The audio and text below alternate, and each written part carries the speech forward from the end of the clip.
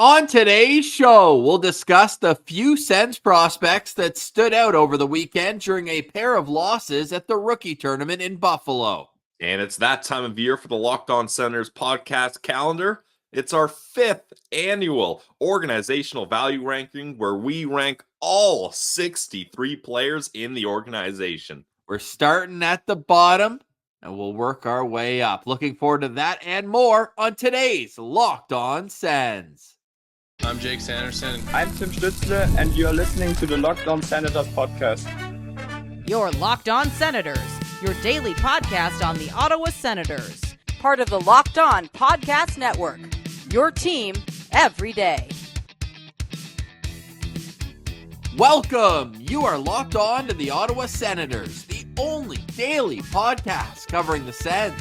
On the outskirts of enemy territory, I'm Ross Levitan, alongside Brandon Piller up in the Blue Mountains. Today's episode is brought to you by FanDuel. Now through September 22nd, all FanDuel customers can bet $5 and get a 3-week free trial of NFL Sunday Ticket from YouTube and YouTube TV. Visit FanDuel.com to get started. You can also follow the show on social media. We're at Sens Central on Twitter, LockedOn.Senators on Instagram. You can find us everywhere you get podcasts. We are free and available on YouTube. Today is Monday, September 16th. A happy birthday to the captain. Brady Tkachuk turns 25, and he is still on baby watch. Pilsy, this is one of many storylines as we enter the first official week of training camp.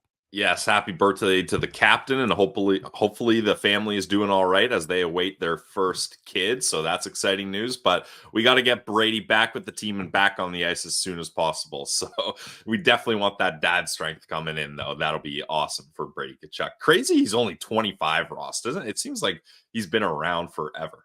Right. A part of me is like, wow, he's already 25. The other's like, wow, he's not 35. It feels like exactly. We just posted in our daily countdown video. It was 5-1 against the Toronto Maple Leafs, and you go back and think like, wow, he was already in the final year of his rookie contract then. He has played in the 3D jersey. That's how long he's been around, Pills. Guy Boucher was still kicking. He was his coach. Mark Crawford coached Brady Tkachuk. My goodness, you can rewind the clock, but I know a lot of Sens fans want to look forward. Yes. Don't look too far in the future, though, because the rookie tournament was tough, at least the first 2 games. Now, we're recording Monday morning, of course, 1:30 p.m. today. Senators rookies will take on the Columbus Blue Jackets rookies. Unfortunately, something came up for us. No stream today. I know on Friday we threw out the idea that we could stream the game. We're going to save something for the real preseason. I think we'll try to do a test run, something of the postcast vibe, and get a reset with everybody. Unfortunately, we won't be able to do that today. And Pillsy, I don't think the big dogs are going to play today either. That's just my guess. We don't have the roster just yet. I think that a few of them only ran it back for the second game because the first game was so bad. 9-1 was the score against the New Jersey Devils rookies, who didn't even have any top prospects in the game. Now, Levi Merilainen, a late scratch, that a bit of a concern as well. So the Senators rookies had no affiliated goalies with them. I guess Michael Simpson, former London Knight, is a one-way AHL goalie for them, but no Ottawa affiliation in goal. He lets in 12 on 18, or he lets in 6 on 18, 12 saves, but it was just a gong show in front of him. I struggled to find more than one standout in these 2 games.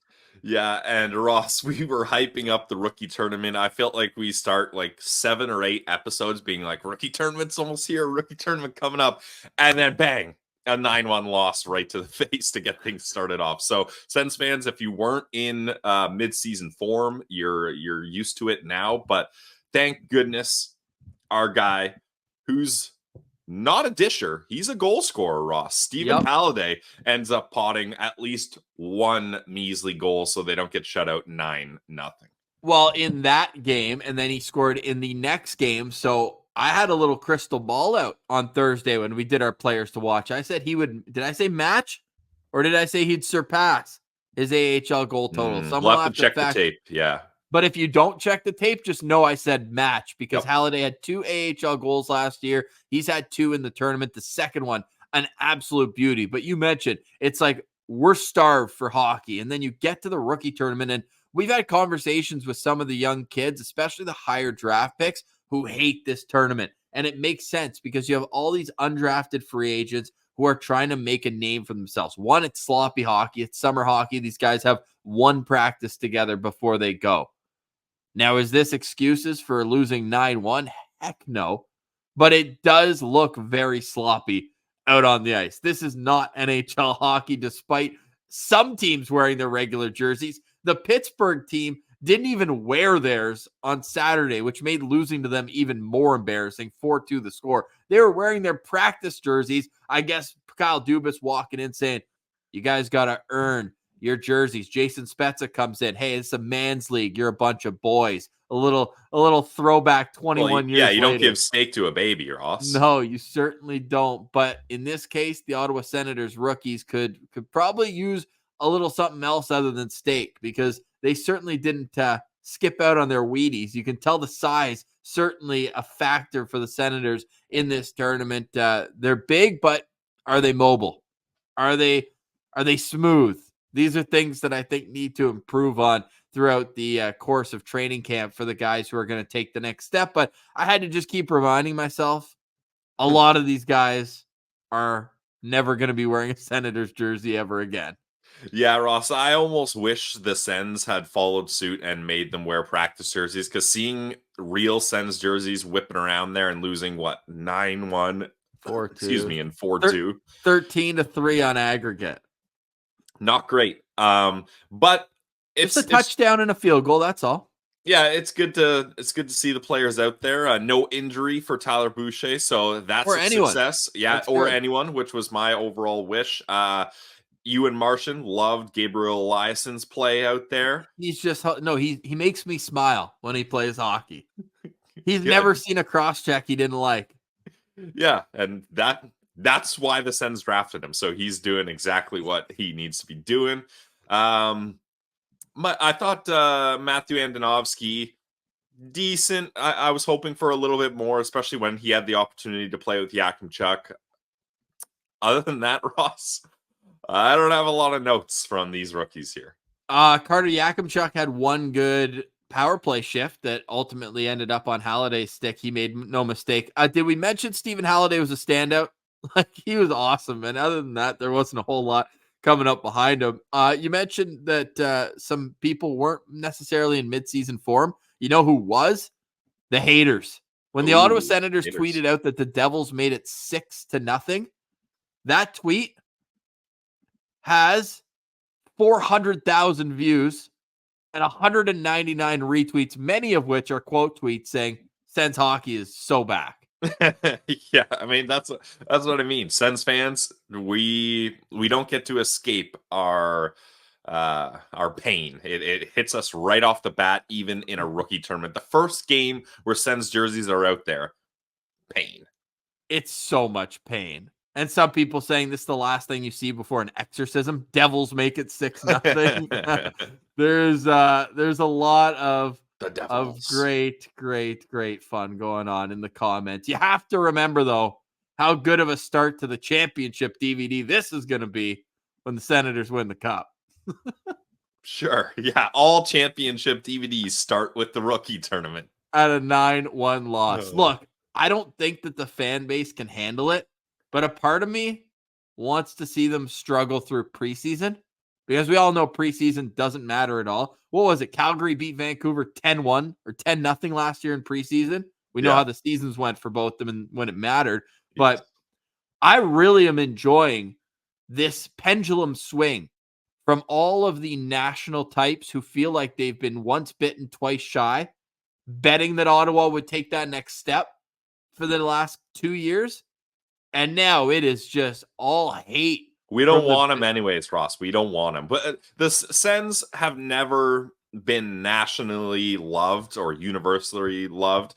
We have our own little pocket, our own little niche here, and it's better for us, Ross, if they're not involved. Like, that's why part of me was a little nervous. Remember the whole Ryan Reynolds thing? We were like, we're going to get the spotlight. They're going to make a documentary. Everyone's going to love the Sens. No, we don't want everyone to love the Sens. These are our Sens. Hate the Sens if you want. That's fine. But we got our own thing going on here.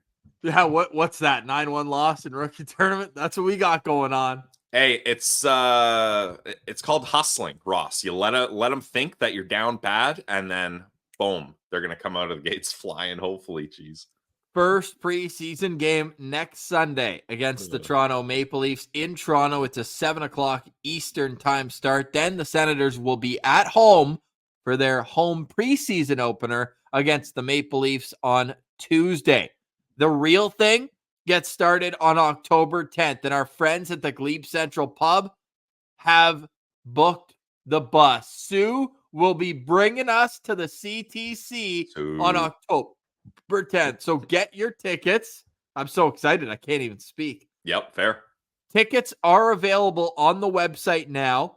We are working out the exact time that the bus will leave to go to the rink. We will assure you that you will not miss the start of the game. But I'm not speaking for myself. I'm speaking for everybody. Take the day off work. Come to the GCP early. We're going to be there nice and early, have a few pops, hang out, and then take the bus to the game.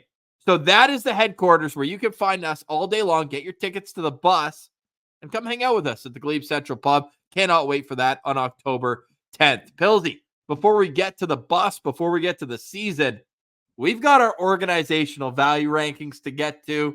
And this is always one of our favorite things to put together because this is a list that there's so many ways you can go through it. Yep. Nobody's ever going to have the same list, but I think we did a good job of tiering how valuable the Senators players are within the organization.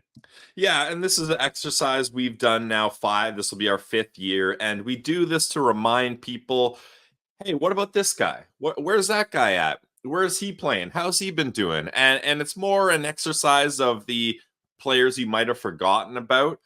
That's like the first half of it. And then the second half is, okay, the players you know about and remember, where do we have them ranked within each other? And it gets very interesting at the top, Ross, a little contentious in the top 3. So this is something that you want to follow along the entire way through because there are 63 players affiliated with the Ottawa Senators, and we rank them all. And we'll explain how we value these players next, but I'll end this segment with a little trivia for you, Pilsy. Out of those 63 players, how many have appeared on all 5 of our rankings? How many of them were back on the 2020 first edition of our OVRs? 13. Close. 17 players. That was going to be my initial guess. I should have stuck with it. Aren't you born on the 17th? And that's my number. I should have stuck with my gut there. Dang. 17, including the top 3, which is not as cut and dry in this room as it has been in years past. But stay tuned for all that. We're starting our countdown next. You're listening to Locked On Senators, your team every day. Today's episode is brought to you by our friends over at FanDuel. You've heard us talk a lot about FanDuel, America's #1 sportsbook. Well, we got something a little different for you. Now, through September 22nd, all FanDuel customers can bet $5 and get a 3-week free trial of NFL Sunday Ticket from YouTube and YouTube TV. Then, with a YouTube TV base plan, you're going to be able to watch every regular season Sunday afternoon out of market game. All you need is a Google account and a current form of payment, and you can cancel anytime. So if you want to watch the Bengals get oh so close, but then fall apart at the end like they usually do, or if you love your rookie quarterback throwing picks and getting sacked like Caleb Williams, you can do that with FanDuel's help. Wow. So you can watch all the games and bet on them as well. Just visit FanDuel.com. Download America's #1 sportsbook. It's FanDuel. Today's episode is also brought to you by the Glebe Central Pub. I saw some great photos yesterday at the Glebe Central Pub. People were watching football. Then it was an Atletico Ottawa game, and they packed the building for it. They also do that for their Arsenal supporter bar. You always know the vibes are high at the GCP. Many people say they're free at the GCP. And now the home opener bus is back. You can go to GlebeCentralPub.com and get your tickets for the home opener bus. Just $17 round trip. Not each way. $17 round trip. That's a heck of a deal. And all of a sudden, after the game, bingo, bango, bongo, you're right back at the pub for more good time. So head to the pub, head to the website, get your tickets, and we'll see you at the Glebe Central Pub. We will be there all afternoon long, getting ready for the Ottawa Senators home opener. So let's get to the Glebe Central Pub. Let's support local, and let's make sure that we know to show them a good time, like they've been doing for us every single day, where they have live music every Saturday night. They've got all sorts of great specials throughout the week. I love open mic night every Wednesday from 8:30 to midnight. Taco Thursday, $5 tacos. Guess what? Home openers on a Thursday. You think I'm going to have some tacos? Yeah, you know I will, at the Glebe Central Pub. It's right in the heart of the Glebe. It's at 779 Bank Street. So when you say the Senators don't play downtown, well, they sure do if you get the Glebe Central Pub shuttle, because you just arrive downtown and next thing you know, Sue gets you to the rink. So check out the GCP where the vibes are free and they've got the Sens shuttle for the home opener and more. Glebe Central Pub. Go check them out.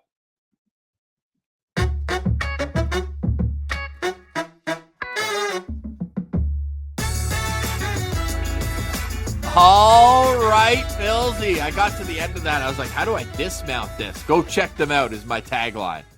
Hey, that's my tagline for the ads usually. FanDuel, check them out today or whatever. So I think that's a great one.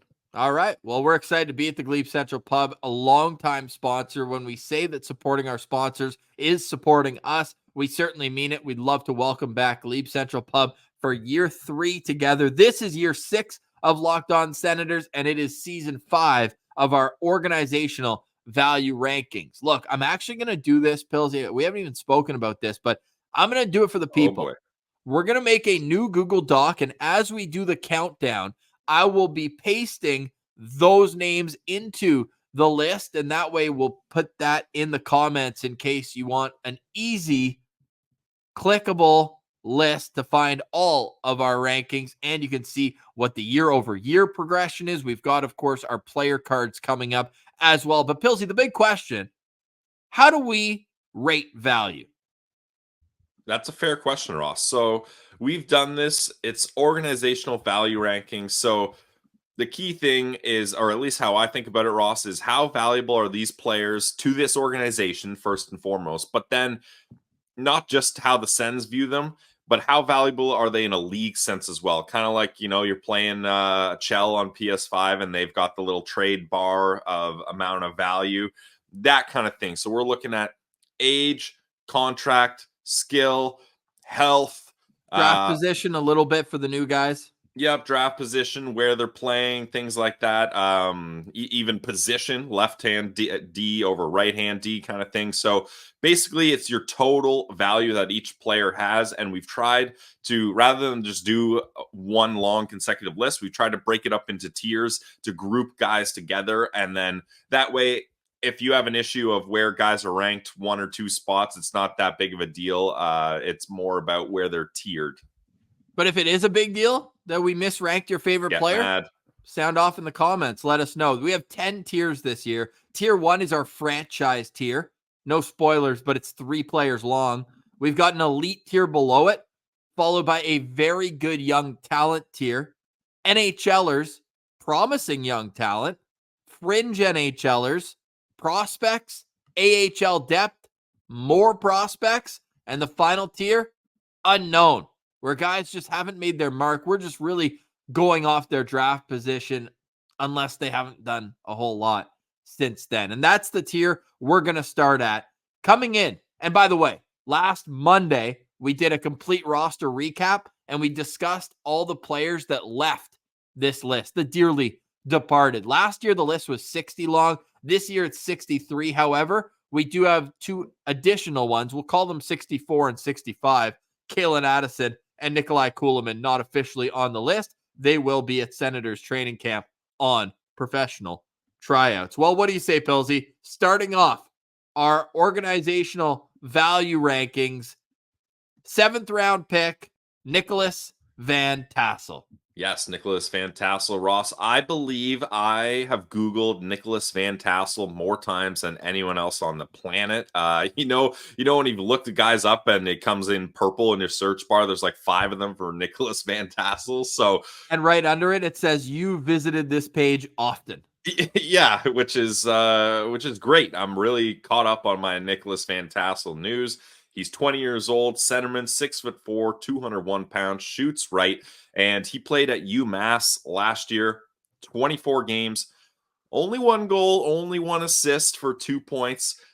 He is a 2023 seventh round pick, 215th overall, and he will be playing at University of Massachusetts next season. That's kind of all I've got on Nicholas Van Tassel here. Well, last year, I mean, he was 215th overall in the 2023 draft, and Ottawa didn't have a pick beyond the 5th round in this year's draft. So it was one of those where it's like, okay, we're just going to kind of go with what we did last year, where Van Tassel was the lowest pick and had just been drafted. So he was last on the list last year. This is not an indictment on his play. He's got that potential since he is such a large frame and still young, still growing, but you just like to see a little bit more production at the college level. So that's what we're going to be looking for this year from Nicholas Van Tassel. Won't be at NHL camp since he's in college, so we wish him the best of luck at the University of Massachusetts. I think you're going to notice at the start of this list, we're just going to kind of run through it. There's not a whole lot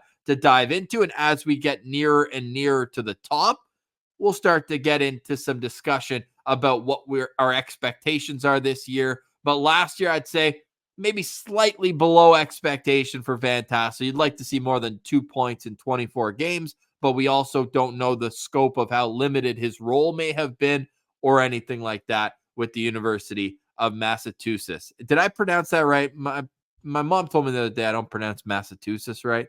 I think everyone says it different. I say Massachusetts. UMass. Nicholas Van Tassel comes in at number 63 on our organizational value rankings. Coming in at number 62, it's another college player from the University of Wisconsin, Tyson Dick. Pillsy, what can you tell us about him?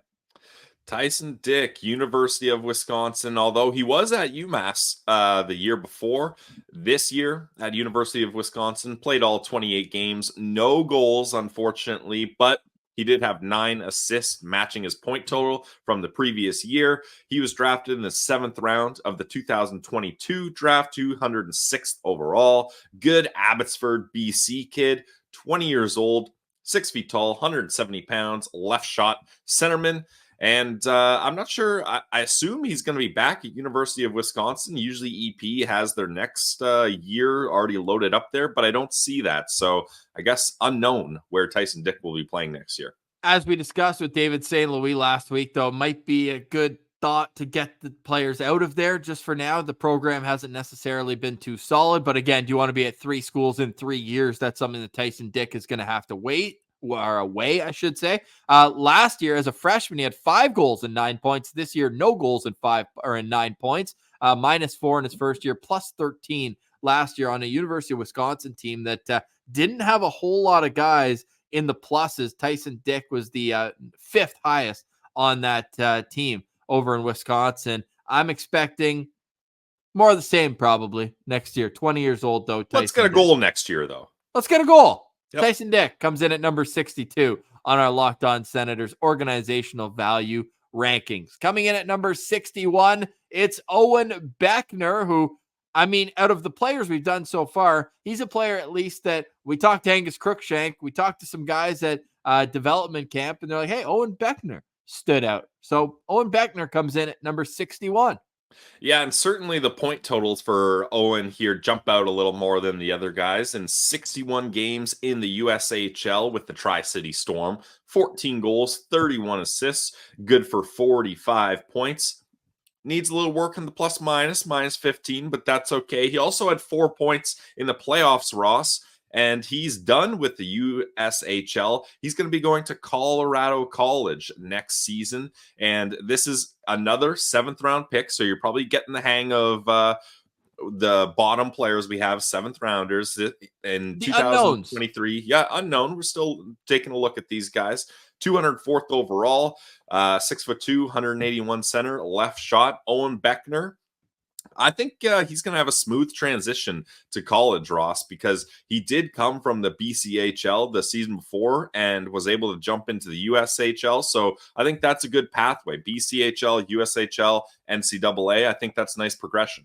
Owen Beckner is one of 9 NHL prospects on Colorado College, so it should be a decent team out there in the NCHC. They play against North Dakota, among other teams in that conference. So Owen Beckner comes in at number 61, and Pilsy, I think it's worth mentioning as well the fact that the Ottawa Senators have kind of gone this route quite a bit in the later rounds, where they're going with these USHL kids and guys who maybe won't be making an impact anytime soon, but you're excited to see when that day comes. It's also of note that we don't have any like at 1 year we did this. Nikita Zaitsev was the last ranked player, right? Because the contract was so bad, that sort of thing. So it is worth noting that no longer are we going with bad contracts at the end. I don't think Ottawa has any that would warrant being at the very bottom like maybe they did one day. Well, who's at number 60? We're going to count all the way up to 51. We got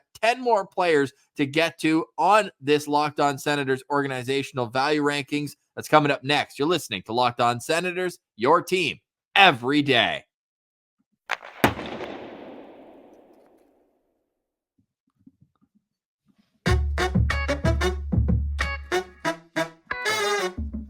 All right, Pilsy, we are here. The organizational value rankings, which also means that the NHL season is coming soon. This week, the Senators report for physicals, I believe on Tuesday or Wednesday, and then they're on the ice on Thursday morning, and we will have an episode for you immediately following their first on ice. Like day one line combos is one of my favorite episodes to do. Overreacting to day one line combinations at training camp, that's my favorite, and we'll see, because I don't think Travis Green's going to waste any time getting the pairs and the trios together that he believes will start the season. Sure, there'll be some tweaking, but I don't think we're going to see, like Shabbat getting to play with Carlson when he was a kid, like getting that, oh, here's your welcome to the NHL moment, and then we'll figure it out as camp. I think day one, you're going to see pretty close to the lines that he wants to see in at least preseason action together. Yeah, I think that's probably right, Ross. I don't think Travis Green strikes me as a let's get crazy with it type of guy. I think he's probably let's get DJ with it. Yeah. So I think it's going to be pretty straightforward, and we can take a lot of stock into what the lines will actually be. Well, a lot of people can take stock into what our countdown is here at the organizational value rankings. Let's jump right back into it. It's our first LOSP guest, Cameron O'Neill, comes in at number 60. He put up comedic numbers at Mount St. Charles High School back in the day, but the production hasn't necessarily made its way to the college game yet. You're suggesting he's had a bit of a drop-off since his 133-point season? Yes. Fair. That's fair. Another UMass guy, Ross. We're talking a lot about UMass here. 28 games, 3 goals, 4 assists for 7 points. He is a right winger, 6 feet, 198 pounds, shoots right. He was a 5th round draft pick in the 2022 draft, 143rd overall, 20 years old, American from Maryland. That's it on Cameron O'Neill for me. Yeah, pretty much like one of those guys where he had so much skill as a younger player. Now it's just about rounding out his game. He was 57th on our list right after being selected in the 5th round, then 53rd last year, and now number 60 on our rankings. All these players so far are unsigned. Coming in at number 59, Eric Wallenius. I think many people are seeing him for the first time in the photo on this graphic. He is this year's mythical creature, where it feels like Ottawa drafts a player that nobody's heard of every year. Remember Levi Marilainen? It was one of those where everyone just shrugged and said, yeah, I don't know who he is. Well, Eric Wallenius is 6'4", 212 pounds. He had 3 goals, 14 points in 37 games last year, playing for HPK in Finland. And guess what? He's already started his season this year and has almost matched his goal output from last year, and he's doing it against U20 competition now. He's got 2 goals and an assist in 3 games and 18 penalty minutes. So, shocker, the Sens get a big physical defenseman in this draft. Yeah, 6'4", 212 pounds, left shot defenseman, and I actually think this isn't one of those, I'll look at the size, left shot defenseman, point and laugh at the Sens drafting type. Hey, Point up. Yeah, point up. You better be pointing up and looking up when you're talking about Eric Wallenius. I actually think there's a bit of potential here, Ross. I like this pick. He's only played 2 Liga games. He got 1 Liga game to start where he had 5 minutes, 16 seconds, but he did get a Liga game at the end of last season as well, and a hot start to the U20 League, Ross. I'm feeling good about Eric Wallenius here. Well, we know you're known on this show for doing your Finnish scouting trip, so you got another one here. Yeah, well, I'll go check out HPK on my next trip. So we'll be following Eric Wallenius throughout this season. Probably the most interesting of the unknowns, which is why he's at the top of this tier. This tier runs from 59 down to 63. Just the players that were 5th round picks or later, and guys who are still trying to establish themselves as legit NHL prospects. But the next tier is basically just guys who we know a little bit more about, but it's a bit of a blurred line between these two tiers. Coming in at number 58 on our organizational value rankings, just acquired this summer in the trade for Roby Järventie, along with Xavier Bourgault, is Jake Chiasson. He played most of the season last year in Fort Wayne in the ECHL, 68 games, 20 points, -12 there. He's got 2 years left on his contract, though, Pilsy, at 843. So you think he's probably going to be a Swiss Army knife AHL guy this season? Yeah, most likely, Ross. And we're starting to see the importing of Steve Staios guys, right? Every GM, you tend to see that they have their guys, and I think Jake Chiasson and another player we're going to talk about much later on in our rankings were brought over because Steve Staios was familiar with them in the Edmonton organization where he spent some time. He was a 4th round pick in 2021, 6'2", 187 pounds, another Abbotsford kid, 21 years old. Last year, spent almost all of his season. He played 1 game in the AHL with Bakersfield, but he played 68 games in the ECHL with the Fort Wayne Comets, 9 goals, 11 assists. So at least he's putting up some production in the ECHL, but I got a hard time, Ross, thinking that Chiasson's going to crack this Belleville Senators roster. Now, David Bell is saying that he's had conversations with Chiasson. He says he's comfortable playing center, playing wing. So at least he can be that type of utility guy. And he's got the size and he's got the determination. I've read a lot of articles talking about the character that he brings as well. Tim Baines did a great article feature on him in the Ottawa Sun. So you can go check that out. But yeah, Jake Chiasson makes his debut on the organizational value rankings at number 58, providing a little bit of depth and also taking a contract off of the Oilers' hands in a 2-for-1 trade that opened some other doors for them. Coming in at number 57, it's Oliver Johansson. Do you remember, because I do clear as day, after the 2021 draft, the much malaligned 2021 draft for the Ottawa Senators, where they went very heavy and very large for the first time. And after, Trent Mann was almost giddy to talk about this one player didn't fit that description. And we're going to tell you about this skillful little guy under 6'1" that we got. He's now 6 feet, 183 pounds. Oliver Johansson playing in the SHL.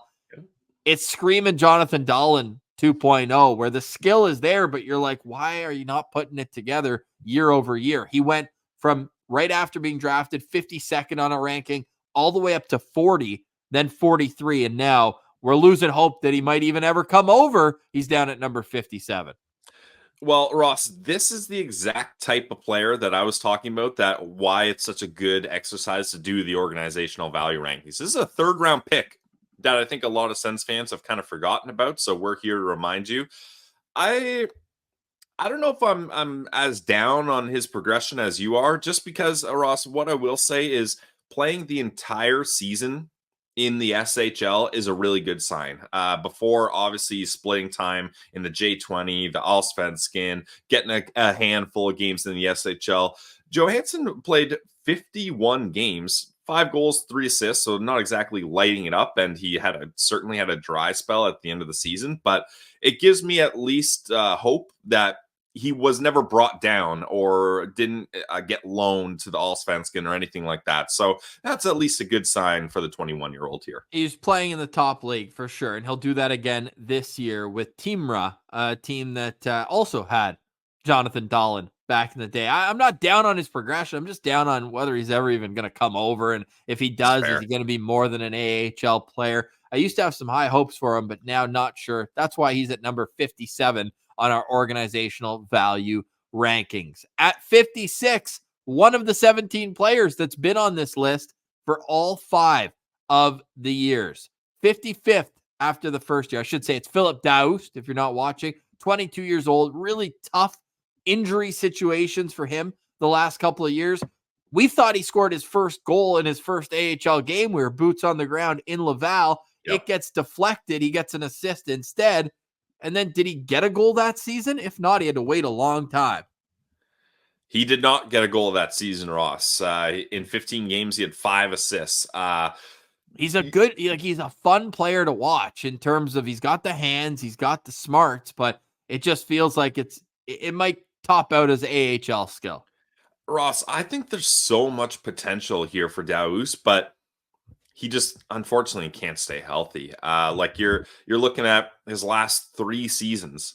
He played, or 2 seasons, I should say, 9 games. But in those 9 games with Belleville, he had 7 points. So, like, that's pretty solid. You can't ask for much more than that. And then in the AHL, he only got 4 games last year where he had 2 points. And then he gets 5 games in the ECHL where he gets 5 points. So, like, when he's healthy, he's flirting with point per game territory, but you can't have back-to-back seasons where you played 9 games combined and expect to progress too much. So that's unfortunate. I don't doubt his skill at all, but these are such key years to be on the ice, developing and growing your game, that unless he's able to play, Ross, 75% of this season, I think he's going to get really stalled and plateaued in his development, unfortunately. And he's an 01 birthday, so he's turning 23 in November. So time's ticking for Philip Daoust, but you can also see the potential for sure. And that's why he's up at 56 on our organizational value rankings. Last year, he was 42nd. The year before, all the way up at 37 because he had played that year where he started in pro, had the 5 assists, and then went back for his overage season with the QMJHL St. John Sea Dogs and helped them get to the Memorial Cup. I guess they're hosting the Memorial Cup, but still had a solid time back there. 47 points in 38 games, but he needs to stay healthy to take the next step. 55th on our list in both the first and second years he was on it. He signed for 1 more year at $822,000. Coming in at number 55, it is the original mythical creature, maybe the sequel to the original, because that would have been Artem Zoo back in 2020. But Philip Nordberg comes in at number 55. Just an awesome guy, personality plus. We had him on the show live last summer at development camp alongside Oscar Pistol Pete Pedersen. But Nordberg on the ice, you just like to see a little bit more progression this upcoming season. He's a monster, though. 6'5", 212 pounds, and just turned 20 years old. Oh, yeah. Definitely a classic Sens defenseman. We go second round pick. Classic. We go from Philippe to Philip here. Wow. Philip Nordberg. Advanced stats. That's what we do on this show, Ross. With the Muskegon Lumberjacks last year. So he made the trip over the Atlantic Ocean from Sweden to come play in North America. And in 52 games, he had 1 goal, 13 assists, racked up some PIMs, 80 PIMs, and it was a -7. No points in 8 playoff games, unfortunately. But Ross, I think this was a good move for him. I don't think he was going to get a lot of opportunity if he had stayed in Sweden. So I think coming over to North America, getting good time in the USHL was a good move. But I'm just not sure where Nordberg is going to go from here. Like, I guess what I'm trying to say is I have a hard time seeing his path to becoming an NHLer. Exactly. But you can see the size, right? And the physicality, yes. Right? And it's just like, how are you going to round out your game? So it was a bit of a drop off on the rankings for him year over year. He was 38th last year. and 35th the year before. Remember, he was named captain of his Swedish junior team. We're like, oh, things are looking good. I do like the move coming over, but right now, we don't even know where he's playing this year. Now, I think, and this has kind of been hush-hush, and a lot of people have been talking about Gabriel Eliasson making his change to the CHL. I wouldn't be surprised if Philip Nordberg somehow ends up in the Canadian Hockey League this year. We know that Steos and Andlauer have a bit more familiarity with it. Don't be surprised if Philip Nordberg's playing in the CHL this year. I've been told that they're going to, quote, figure it out after rookie tournament, which is, of course, ending later today. So we'll see where Philip Nordberg ends up, but this is the second round pick, 64th overall. So the last pick of the second round. But Pilsy, thank goodness it's not opposite. You remember how high I was on Lane Hudson before the 2022 draft? Yep. Thank goodness it wasn't flipped. Lane Hudson went 2 picks ahead of Philip Nordberg. If it was 2 picks after, I would be singing a different tune up here right now, but it was 2 picks before in this draft class. Okay, coming in at number 54, Jabril Toure, 6'7", 203-pound right shot defenseman, and he was signed September 23rd last year. So he made enough of an impression last year at Dev Camp and then at rookie tournament that he got a contract. He's got 2 years left at $800,000. He went back for his overage season last year, was traded midway through from Windsor to Windsor from Sudbury, and it wasn't a great transition. It went to a bit better of a team, but not really, and struggled to produce the way he did in Sudbury at half the amount of points in nearly the similar amount of games. But you can see the vision with Jabril Toure. The right shot and the way he skates makes it plausible to see him having a pro career. Yeah, for his size, he's got good mobility. And then, like you mentioned, the right shot is important. I think this was a good move for the Senators to be able to find him undrafted and pick him up without any draft assets or losing any assets. Yeah, exactly. So I'm excited about Jabril Toure, Ross, and I think he's going to be like a 6'7" defenseman with the Belleville Senators this season.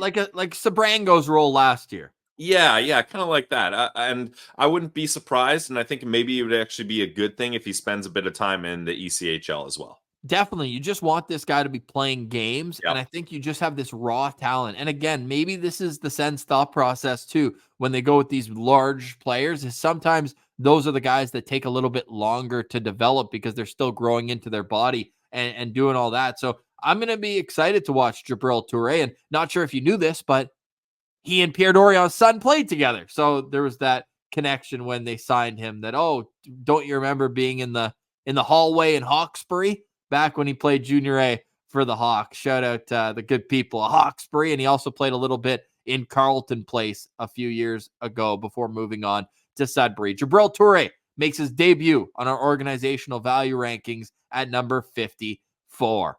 Coming in at number 53, a player we just compared him to, role-wise, Donovan Sabrango. Sabrango's 6'1", 194, 22 years old, left shot defenseman, acquired in the Alex DeBrincat trade. Pilsy, it's so funny. We're talking about all these 6'5", 6'7" defensemen for Ottawa and their organization.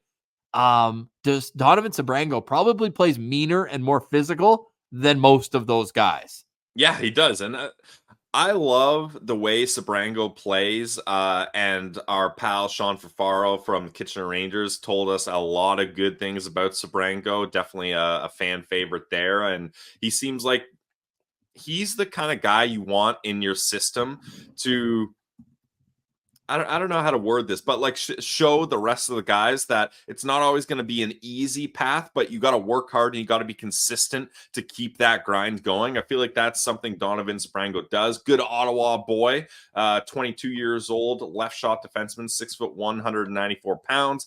He spent 35 games with the Belleville Senators last season where he had 7 assists, had a cup of coffee in the ECHL, 4 games, 1 goal, 1 assist. But I think he's going to be kind of I don't know if he's going to spend much time in the ECHL this year, Ross. I think they're going to want a guy that can play his style in Belleville. I think David Bell will like the player and person Sabrango is. So I think he's going to get a bit more of a crack at Belleville this year. I completely agree. I think he's going to be an important player for Belleville last year. Look, didn't put up a whole lot of points last year in the regular season. Had 3 in 7 games, though, in the playoffs. But he is going to be kind of like your enforcer on the back end, who's a lot of what he brings is protecting teammates, throwing big hits, and just being a complete mutant. And you need that in the AHL when you're playing 3-3 and you're playing against some monsters on the other side. He fell in our organizational value rankings from 40 to 53. But honestly, Pilsy, I do see a path forward where he's a contributing member to a good AHL team in Belleville this year. So I'm excited to see how his offensive game rounds out. That's going to be the big question. He's got a bomb from the point. I'd like to see him use it a little bit more. But Donovan Sabrango comes in at number 53. He's got one more year left on his contract this year at $828,000. Okay, number 52 on our list is Wyatt Bongiovanni, acquired midway through last season from the Manitoba Moose. And man, he had a little bit of a spark as a middle six forward. He makes his debut on our list at number 52, standing 6 feet tall, 194 pounds. Ross, I think Wyatt Bongiovanni can give a lot. Say it again. Wyatt Bongiovanni. There you go. I think he can give a lot of credit to Stephen Halliday for the organization looking fondly upon him, because those two, when they were put together, they were a dynamic duo. And Halliday even told us he loves playing with them. So I think that reflected really well on Bongiovanni. Couple college kids. Yeah, yep. And last year with Belleville, in 14 games, he had 8 goals in 14 games, 2 assists, 10 points. And then even in the playoffs, he was producing as well, 4 points in 7 games. I like this kid. I hope they find a way to keep him attached at the hip with Stephen Halliday. He's the perfect kind of guy that can shooter. Yeah, he's a shooter, and he's someone that Stephen Halliday, who doesn't have a lot of speed, he can kind of buzz and use Bongiovanni to keep the play going quicker. So I like this kid. I think he's going to be a good fit, and he's going to be probably a middle six guy that they're going to attach to Halliday to get a spark if they need it. I like him a lot. He's a smart kid, too. Quinnipiac, former player there. He's a captain there, too. Brings leadership qualities. And I'm really happy they brought him into the fold because he matched his goal output in 14 games with Belleville as he had in 34 games to start the season in Manitoba. So I'm excited that they brought him back. I think he deserved the contract. 1 year, $775,000. And we'll see what happens this year with Wyatt Bongiovanni. Coming in at number 51, wrapping up today's portion of our organizational value rankings, we are in the prospects tier, 9th tier out of 10.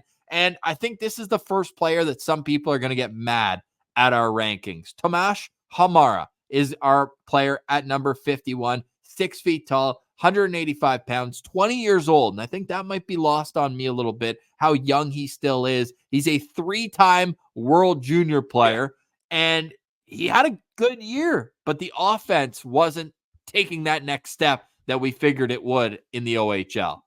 Yeah, and I think, Ross, he was also a victim, and again, we're mentioning Sean Fafaro a lot on the show, but he's got a lot of great info when it comes to the Kitchener Rangers. He mentioned to us that Hamara kind of got caught in a spot where he just got put down in the lineup too far, and he wasn't getting the opportunities he and the team felt he deserved. So that's why they worked out a trade to Brantford. And I think that was great for him as he really popped off. Like, he only had 3 assists in 18 games with the Rangers. Then he goes to Brantford and puts up 17 points in 26 games. So a much needed change for him. He got 1 game with the Belleville Senators. I'm going to be very interested to see how David Bell uses Hamara here, because he's not Bellsy's typical defenseman that he likes to use, really, right? And I think there's going to be some opportunity for him at the start of the year to show what he has offensively. And I think if Hamara can have a good showing, he could be a guy that could be the quarterback of a second power play unit in Belleville if things go well. So hopefully he gets off to a hot start.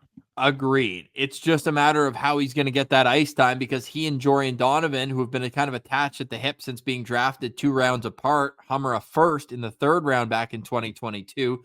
Now that they're both turning pro, it's like they're both left shot defensemen. If you're going to pick one, Donovan certainly had the more impressive season where he was able to really make a difference and make an impact at both ends of the ice. So hopefully Hamara has it in him. I do think that there's definitely some upside on this player. He was really good internationally last year, 7 points in 7 games at the World Juniors. He did get 1 game in the AHL, that meaningless game where Igor had to go incognito in Laval for the last game of the year after they clinched that playoff spot. But it'll be a very intriguing year for Hammer. I'll say that at 51 on our organizational value rankings. He was 41 last year and 36 right after his draft. So we want to see that number climb back. His entry-level contract has been sliding until this year. 3 years, $803,000 on his deal. Okay, Pilsy, we have just hammered through this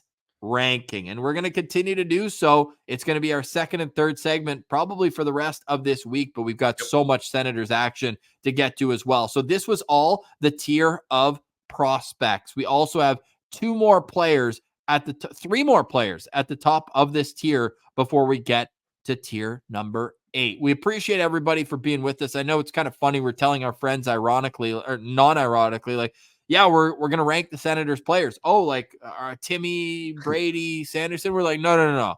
Nicholas Van Tassel and Owen Beckner. Who's higher? Come on, let's get into it. But hey, for completeness sake, I think people appreciate that we start at the bottom and we work our way all to the top. Top 50 starting tomorrow. Yep, love it. Final thoughts for me, Ross, as we wrap up here.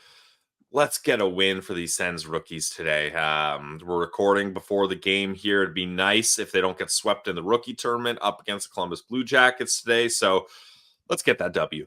11-7. The Senators just unveiling their roster right now. Somewhere, Guy Boucher is smiling. Philip Nordberg is in, and all 6 other defensemen in. Carter Yakimchuk is playing today. Tyler Boucher is playing today. Stephen Halliday is playing today. I think Senators simply didn't have enough prospects, so these guys they just are all want in. that win badly, Ross. They're like, we got to get 1 win here. Well, they're letting Michael Simpson have the day off. David Igorov, the goalie for the Brantford Bulldogs, is in. Owen Wilmore with the London Knights is the backup goalie there. On defense, it'll be Hamara and Jabril Toure, 2 players we just spoke about. Jorian Donovan paired with Carter Yakimchuk. We'll be interested to see that. And Gabriel Eliasson with Lucas Moore. Again, Nordberg in the mix as well. Probably not a good sign when you have Nordberg as the extra and free agent invite ahead of him, at least in the top 6. Up front, Halliday with Ryan Humphrey and Oscar Pettersson, and Philip Daou with Stuart Roloffs and Tyler Boucher. The bottom 6 is the bottom 6 at a rookie tournament. We'll have more tomorrow. The top 50 continues, and we are starting to smell hockey. Sens hockey is back this week. Please like and subscribe everywhere you get podcasts. It really does help the show grow. And make sure you support our great sponsors like the Glebe Central Pub, like Farm to Fork, and like our great friends over at Mary J. So make sure you continue to support the show. It really, really, really does go a long way. For today, we say goodbye. Thank you so much for watching, listening, and engaging with the show. For Brandon Piller, I'm Ross Levitan. This has been another edition of the Locked On Senators podcast. Your team every day.